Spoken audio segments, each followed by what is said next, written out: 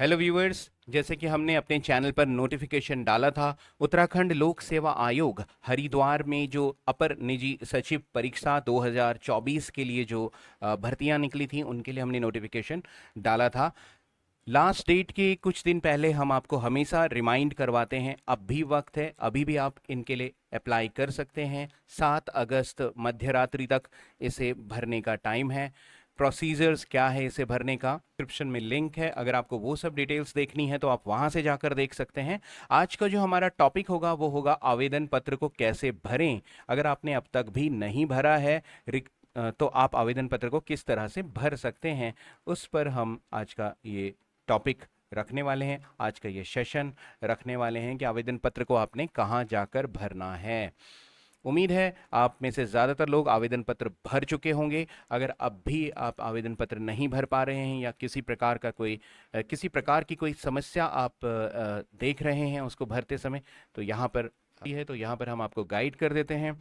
Online आवेदन किए जाने हेतु प्रक्रिया, जो प्रोसीजर है ऑनलाइन आवेदन पत्र करने के लिए, वो कुछ इस तरीके का प्रोसीजर है। अभ्यर्थी विज्ञापन को सम्यक रूप से अवलोकन करने के बाद इस फॉर्म को भरें। तो सम्यक रूप से अवलोकन यानी पूरी तरह से इस फॉर्म को डिटेल में पढ़ने के लिए अभ्यर्थी जो होंगे वो इस वेबसाइट पर जाएंगे, psc.uk.gov.in, या फिर यूपिन करने के पश्चात ये ukpsc.nit.in पर जाकर मेन्यू बार में हाउ टू अप्लाई पर क्लिक करेंगे। हाउ टू अप्लाई का लिंक मिलेगा आपको, उस पर क्लिक करेंगे। हाउ टू अप्लाई पर क्लिक करने के बाद एडवर्टाइजमेंट डिटेल्स, इंपॉर्टेंट डेट्स, ये सारी इंफॉर्मेशन वहीं पर आपको मिल जाएंगी। Instruction for filling up online application को फिल करने के लिए जो इंस्ट्रक्शंस हैं वो भी वहाँ पर आपको दिखाई देंगी।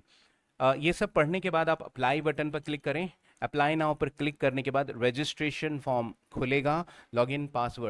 लॉगिन आईडी और पासवर्ड क्रिएट करते हैं, उसी तरह से आपको यहाँ पर लॉगिन आईडी और पासवर्ड क्रिएट करना होगा और फिर सबमिट पर क्लिक करना होगा। बेसिक इन्फॉर्मेशन आपको मिलेगी। लॉगिन आईडी और पासवर्ड जनरेट करने के बाद आपको एक पेज मिलेगा, बेसिक इन्फॉर्मेशन पेज। इस पेज में आपको बेसिक इन्फॉर्मेशन भरनी होगी। जब आप इस इंफॉर्मेशन को भर देते हैं अपनी, तो आपको वहां पर एक डिक्लेरेशन को क्लिक करना होगा। I have verified all details are correct in my registration form and I wish to submit the same. तो आप डिक्लेयर करेंगे कि मैंने जो कुछ भी भरा है वो सब सही है, और इसके बाद आप सबमिट कर देंगे। सबमिट पर क्लिक करने के बाद आई वांट सबमिट पर क्लिक करने के बाद आप इसको सबमिट कर सकते हैं। अगर आपको लगता है कि कोई इन्फॉर्मेशन चेंज करनी है या कुछ एडिट करना है या हो सकता है कुछ गलत हो गया हो भरते समय, तो आप ये वाला ऑप्शन चूज कर सकते हैं, no I want to change some details, और इस पर टिक करने के बाद आप एडिट पर क्लिक कर सकते हैं और जो डिटेल्स आप चेंज करना चाहते हैं या एडिट करना चाहते हैं उसको एडिट करने के बाद रजिस्ट्रेशन फॉर्म को दोबारा सबमिट कर सकते हैं। अगर सब कुछ ठीक था तो पहले ही सबमिट कर देना है, अगर ठीक नहीं था तो you can choose the option no I want to change some details. Okay, now the fourth point, submit पर क्लिक करने के पश्चात स्क्रीन पर प्राइमरी रजिस्ट्रेशन पूर्ण होने की जानकारी आपको मिल जाएगी। रजिस्टर्ड मोबाइल नंबर, ईमेल आदि पर आपको मैसेज के द्वारा यह जानकारी दे दी जाएगी। इसके बाद ये जानकारी आने के बाद आपके रजिस्टर मोबाइल नंबर और ईमेल पर जब आपका प्राइमरी रजिस्ट्रेशन कंप्लीट होने का इंफॉर्मेशन आपको मिल जाए, तब आपको क्लिक हेयर टू लॉगिन के बटन पर क्लिक करना है। क्लिक हेयर टू लॉगिन ये ऑप्शन आएगा, इस पर क्लिक करना है। ओके, लॉगिन करने के बाद एजुकेशनल डिटेल्स का एक पेज आएगा। इस पे आपको एजुकेशनल डिटेल भरनी है, जिस तरह से हर बार होता है। चेक बॉक्स पर टिक करना है एजुकेशनल डिटेल्स भरने के बाद। जैसे सबसे पहले आपको अपना हाई स्कूल का विवरण भरना है, फिर ऐड एजुकेशन डिटेल्स पर क्लिक करेंगे तो मोर एजुकेशनल डिटेल्स को ऐड करने के ऑप्शंस खुल जाएंगे। ऐड एजुकेशनल डिटेल्स पे जाने के बाद आप अपनी एजुकेशनल विवरण भरने की जो भी सीक्वेंस है उसको फॉलो कर सकते हैं। पहले हाई स्कूल का, फिर इंटरमीडिएट का, और जो भी आपकी क्वालिफिकेशंस हैं ग्रेजुएशन या पोस्ट ग्रेजुएशन, उन सभी को आप अपडेट कर सकते हैं। इन सबको भरने के बाद और सही तरह से जांच करने के बाद आप कंटिन्यू पर क्लिक करें। इसके बाद आपको एक नए पेज पर रीडायरेक्ट किया जाएगा, फोटो एंड सिग्नेचर अपलोड। फिर आपको अपना फोटो और सिग्नेचर अपलोड करना होगा। ये फोटो और सिग्नेचर आप पहले से डेस्कटॉप पर डाउनलोड करके ले आएं। इन सभी चीज़ों को, फोटो सिग्नेचर सब कुछ अपडेट करने के बाद आप सबमिट कर सकते हैं। अगर आपको लगता है कि फ़ोटो या सिग्नेचर दोबारा से अपलोड करना है तो आप री अपलोड पर क्लिक करके इसको चेक कर सकते हैं। फोटो एंड सिग्नेचर अपलोड होने के बाद फिर से एक डिक्लेरेशन आएगी। फोटो और सिग्नेचर दोनों ही अपलोड होने के बाद फिर से डिक्लेरेशन आएगी, I hereby declare that the photograph and signature are correct and accurate representation of myself. Declaration पर आपको टिक कर देना है। तो मैंने जो कुछ भरा है वो सब सही है, ये डिक्लेरेशन आप करेंगे और टिक करने के बाद ये डिक्लेरेशन वहाँ पर लिखा होगा, आपको टिक करना है और फिर कंटिन्यू पर क्लिक करना है। जैसे आप कंटिन्यू पर क्लिक करते हैं तो जो भी आपने डाटा आप तक भरा है वो स्क्रीन पर दिखाई देगा। अगर आपको लगता है कि ये सारा डाटा ठीक है, जो कुछ भी आपको दिखाई दे रहा है वो सब कुछ ठीक है, तो आप उस पर टिक कर सकते हैं और फाइनल सबमिशन बटन पर क्लिक कर सकते हैं। और अगर आपको लगता है कि नहीं, इस डाटा में कुछ चेंज करने की ज़रूरत है, तो आप बैक एंड एडिट बटन का यूज़ कर सकते हैं, जो यहाँ पर आपको दिखाई दे रहा होगा। प्रिंट एप्लीकेशन, इसको जब आप सबमिट कर देंगे, फाइनल सबमिशन जब आपका हो जाएगा, तो आपको रीडायरेक्ट किया जाएगा प्रिंट एप्लीकेशन वाले ऑप्शन पे। यहाँ पर आप प्रिंट एप्लीकेशन वाले ऑप्शन पर क्लिक करके एप्लीकेशन को प्रिंट करके रख सकते हैं फ्यूचर रेफरेंस के लिए। फाइनल सबमिशन के बाद त्रुटि होने पर अभ्यर्थी अपना आवेदन कैंसिल कर सकते हैं। आप फाइनल सबमिशन कर चुके हैं, इसके बाद भी अगर आपको लगता है कि कुछ गलतियां हो गई हैं जिस पे ध्यान नहीं रहा आपका, तो आप इस पूरी आवेदन को कैंसिल आउट कर सकते हैं और कैंसिल करने के बाद इसको फिर से भर सकते हैं। अगर आपको अपनी एप्लीकेशन कैंसिल करनी है तो कैंसिल माई एप्लीकेशन बटन पर क्लिक करना होगा। इसके बाद एक विंडो ओपन होगी जिसमें आपको एक घोषणा करनी होगी, डिक्लेरेशन वहां पर होगा। डिक्लेरेशन पर आप टिक करेंगे और सबमिट बटन पर क्लिक कर देंगे।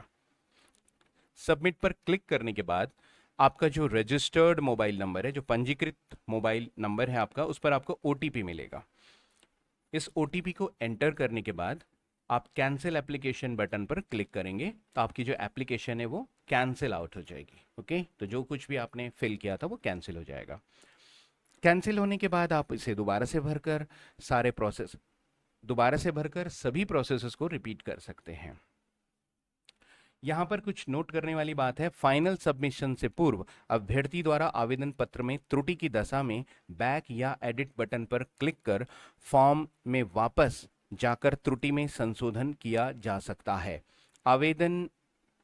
ऑनलाइन आवेदन करते समय आने वाली तकनीकी समस्या यानी कि टेक्निकल इश्यू के समाधान के लिए आप यूकेपीएससी हेल्पलाइन के इस जीमेल वाले वेबसाइट पर जाकर ईमेल कर सकते हैं। ये ईमेल एड्रेस पर आप ईमेल कर सकते हैं, वेबसाइट नहीं है, सॉरी, ईमेल एड्रेस पर आप ईमेल कर सकते हैं, मेल कर सकते हैं।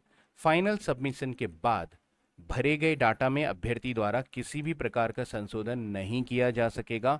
या तो आपको पूरी तरह से एप्लीकेशन कैंसिल करनी होगी, दोबारा से भरनी होगी, इसमें एडिट नहीं कर सकते। फाइनल सबमिशन के बाद कैंसिल कर सकते हैं अगर वो गलत हो गया है।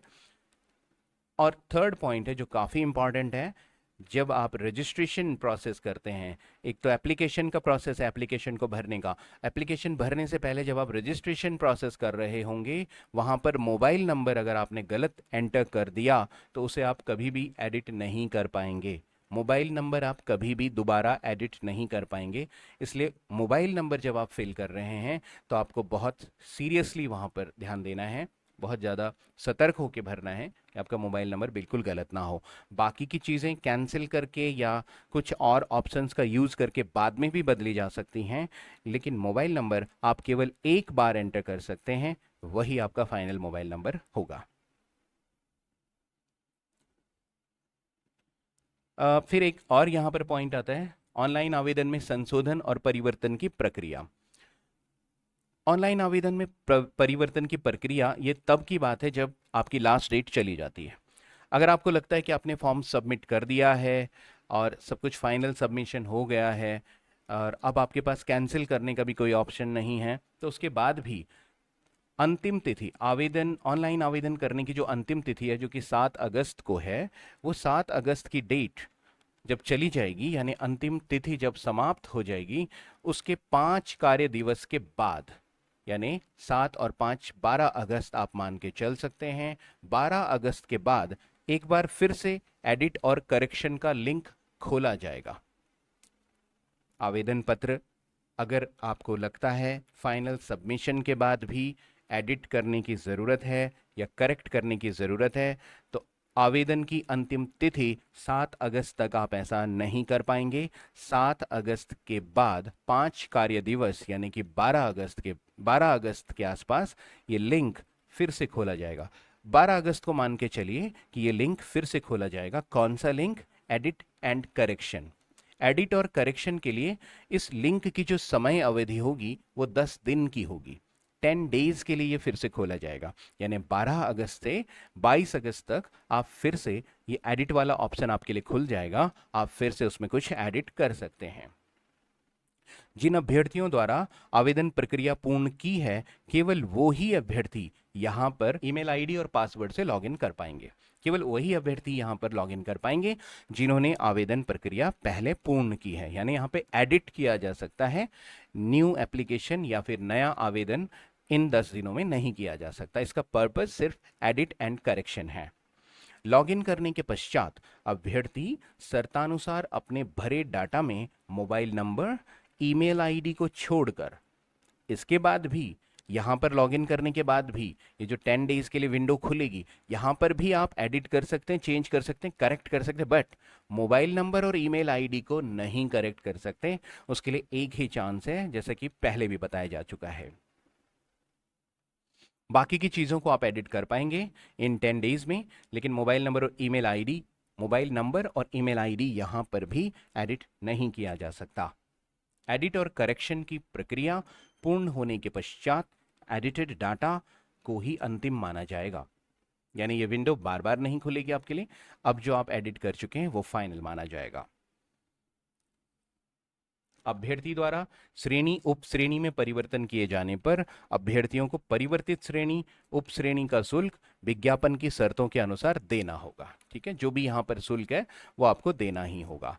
शुल्क यहाँ पर कितना है वो जरा हम देख लेते हैं। तो शुल्क की अगर हम बात करें, 30 नंबर पॉइंट है। अनारक्षित जो लोग हैं यानी जनरल कैटेगरी, उनके लिए शुल्क 200 रुपये रखा गया है, 200 रुपीज़। 22 रुपये 30 पैसा यहाँ पर टैक्स लगेगा आपको, और कुल मिलाकर आपका जो शुल्क होगा वो 222 रुपये 30 पैसा हो जाएगा। उत्तराखंड अनुसूचित जाति और अनुसूचित जनजाति जो हैं यानी SC ST, उनके लिए जो शुल्क है वो 80 रुपया है, और 22 रुपये 30 पैसा और 102 रुपये 30 पैसा है। अन्य पिछड़ा वर्ग के लिए भी यहाँ पर है वो सेम ही है, जर्नल की तरह ही। जर्नल और अन्य पिछड़ा वर्ग यानी अनारक्षित और OBC जो कैटेगरी है, दोनों का शुल्क सेम है। अनुसूचित जाति और जनजाति के लिए शुल्क काफ़ी कम है, 80 रुपीज़ है। टैक्स सेम है, यहाँ पर टैक्स हमेशा सेम होता है, टैक्स में कोई भी रिबेट नहीं होती है। उत्तराखंड आर्थिक रूप से कमजोर वर्ग, उनको भी पूरा ही पैसा देना है, पूरा ही शुल्क देना है। टैक्स सबके लिए सेम है as I told before, and 222.30 यानी कि 222 रुपये 30 पैसा उनको भी लगेगा।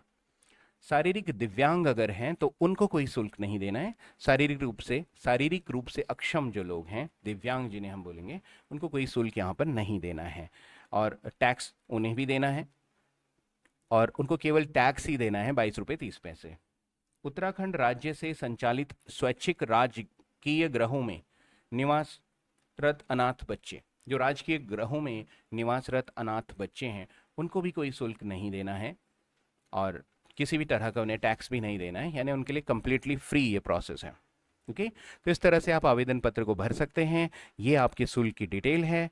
अब भी लास्ट डेट बाकी है, लास्ट डेट से जस्ट पहले हम आपको हमेशा रिमाइंड करवाते हैं, लास्ट डेट आने के 2 या 4 दिन पहले। अभी भी 4 या 5 दिन और बाकी हैं इस फॉर्म को भरने के लिए।